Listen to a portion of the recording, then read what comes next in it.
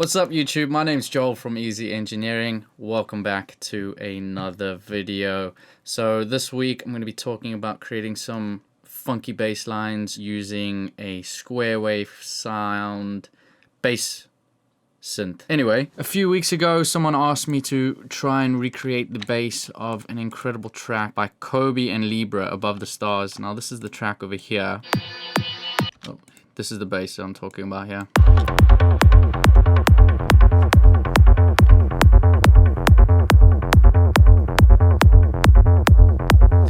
Very, I think, easy pattern to make. However, I will admit that I had a bit of trouble recreating the bass sound exactly, but that is due to me making it in an operator. They could have used Serum, they could have used something else, some other kind of synth. But what I've gathered from it is that it would be two square waves, either two squares acting together, or a square and a saw, but you would have to kind of calibrate the levels to match each other. Let me see if I can get you the sound that I made in operator.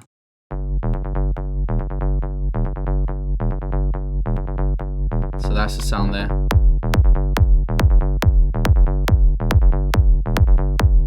I wouldn't even say it comes close, to be honest, but it's in the realm there. But it kind of led me on to think about how I could take it a step further and create my own kind of funky style square wave bass sounds. This is what I ended up with. Now, with regards to the Libra, Kobe and Libra track, this is the bass pattern over here as far as I'm aware of. Okay, so let me just bring it up here. You can freeze frame it and copy it if you'd like to do that yourself. This is what I went and did for my bass pattern over here. So a really cool thing that Ableton does is you're able to take audio clips, drop them onto MIDI channels, and it gives you an option of either creating a MIDI pattern in a harmony, melody, or drums. So the way I actually got this MIDI pattern is I took a loop from the track, the Libra, Kobe and Libra, and I just dropped it onto my MIDI channel and I said melody. Believe it or not, it actually does a completely different pattern to what the original bass pattern is in the original song. So that's the original bass pattern, and this is kind of what I came up with. Let's drop it down an octave or two. Bring it up a bit to put it into key. You see over there, so it's the beginning of the bass pattern, and I kind of just messed about with it and ended up with this. You can pause the video now if you want to copy this in, and then we'll get started on the actual sound. So it's an operator sound. Let's see if I can just go through this quickly.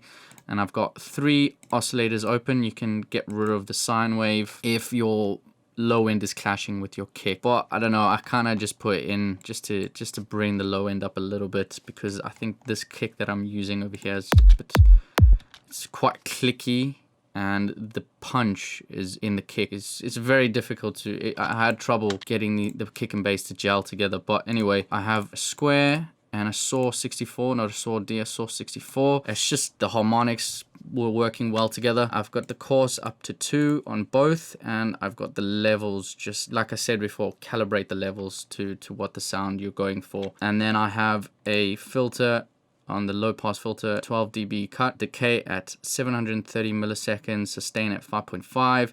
I've got the envelope at 34. See if you have it up a bit higher.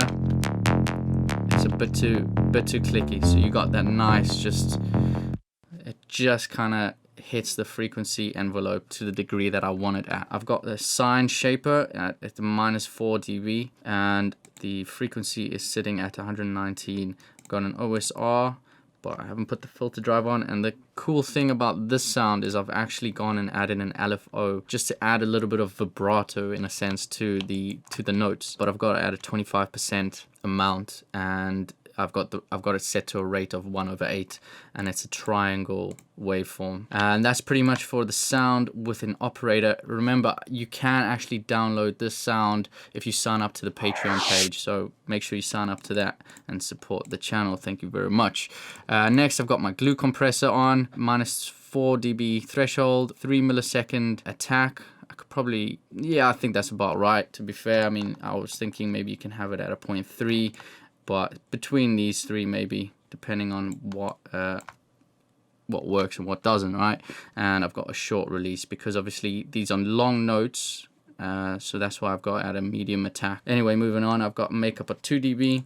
I've got my EQ settings over here. I've just kind of obviously low shelved my low end, cut out some resonant frequency on the second harmonic and left that there. And then I've got another EQ8, just kind of controlling the frequency content. Then I've got a lightly driven saturator within Saturn, and then some more EQing just to control the low end again. And then I've gone and added another lightly driven saturator, and last but not least, just a sidechain compressor on the kick, and that is it. So we'll make